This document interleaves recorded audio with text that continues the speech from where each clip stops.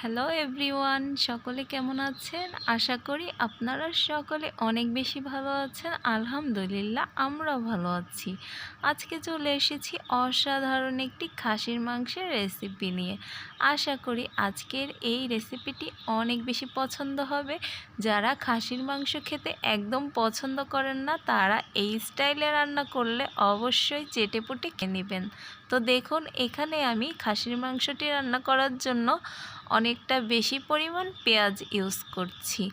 খাসির মাংস বেশি পরিমাণ মশলা এবং পেঁয়াজ দিয়ে রান্না করলে কিন্তু খেতে অনেক বেশি মজা লাগে। তাও আবার আমি আজকে রান্না করছি হাতে মেখে।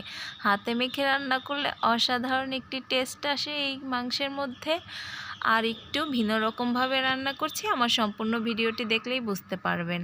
এখানে আমি কিছু বাটা মশলা ইউজ করছি, আদা বাটা, রসুন বাটা আর জিরা বাটা এখানে আমি দিয়ে দিয়েছি।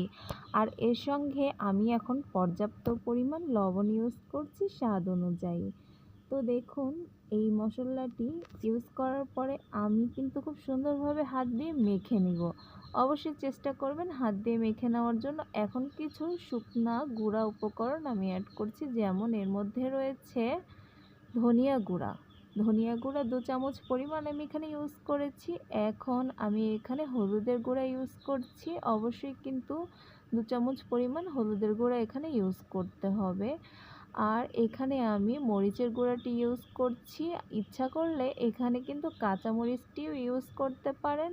তো আমি এখানে সুন্দর একটি কালার হওয়ার জন্য শুকনা মরিচের গুঁড়া ইউজ করছি। তো এখন আমি এর মধ্যে দিয়ে দিব সয়াবিন তেল। সয়াবিন তেলটি পর্যাপ্ত পরিমাণে দেওয়ার পরে আমি কিন্তু খুব সুন্দরভাবে হাত দিয়ে মেখে নিব। আর অবশ্যই কিন্তু আজকের এই রান্নাটির স্বাদ বাড়িয়ে দেবে হাতে মাখার জন্য। হাতে মেখে এভাবে খাসির মাংস রান্না করলে আশা করি যারা না খায় তারাও খাবে, 100 বার খাবে। তো দেখুন, এখানে হাত দিয়ে খুব সুন্দরভাবে আমি কিন্তু মেখে নিচ্ছি। আর খুব সুন্দরভাবে মাখার মাধ্যমে কিন্তু এর স্বাদটি দ্বিগুণ বেড়ে যাবে। আর হ্যাঁ, অবশ্যই কিন্তু এটি খুব সুন্দরভাবে 10 থেকে 15 মিনিট এভাবে মেখে নিতে হবে।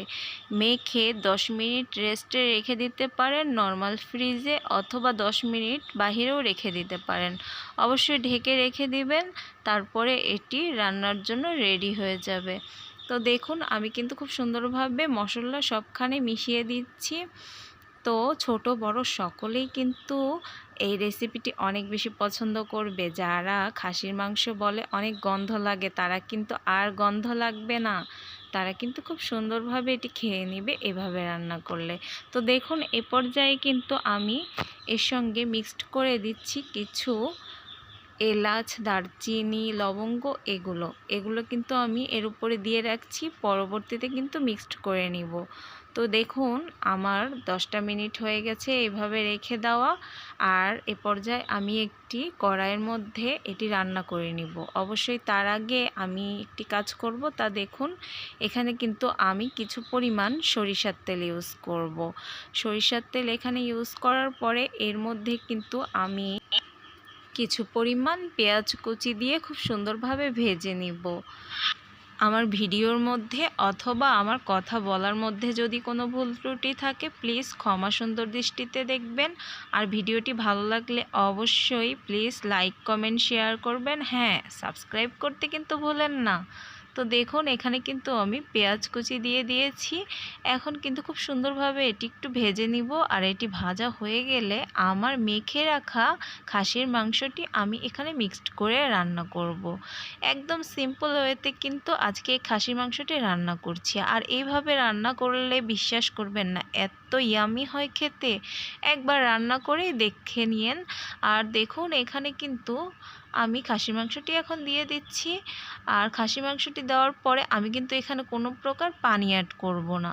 আমি এটি খুব সুন্দরভাবে কষিয়ে নেব। আর এটি কষানো হয়ে গেলে আমি কিন্তু আরও একবার পানি দিয়ে কষিয়ে নেব খুব সুন্দরভাবে। তারপরে আমি এখানে ঝোলের পানিটি ইউজ করব। তো দেখুন, এখানে কিন্তু আমার ঝোলের পানিটি দেওয়া হয়ে গেছে 2 বার কষানোর পরে।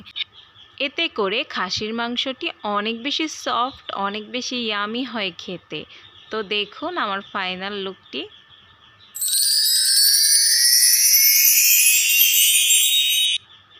রান্না আমরা সকলেই করতে পারি, কিন্তু আমরা কিন্তু এই প্রসেসে রান্না করে একবার হলেও খেয়ে দেখতে পারি। আশা করি অনেক বেশি ইয়ামি লাগবে, সকলে চেটেপুটে খেয়ে নেবে। তো আমার ভিডিওটি দেখার জন্য আপনাদের অনেক বেশি ধন্যবাদ। সকলেই ভালো থাকবেন। আজকের মতো বিদায় নিয়ে নিচ্ছি। দেখা হবে নতুন কোনো ভিডিওতে। সকলকে ধন্যবাদ। আল্লাহ হাফেজ।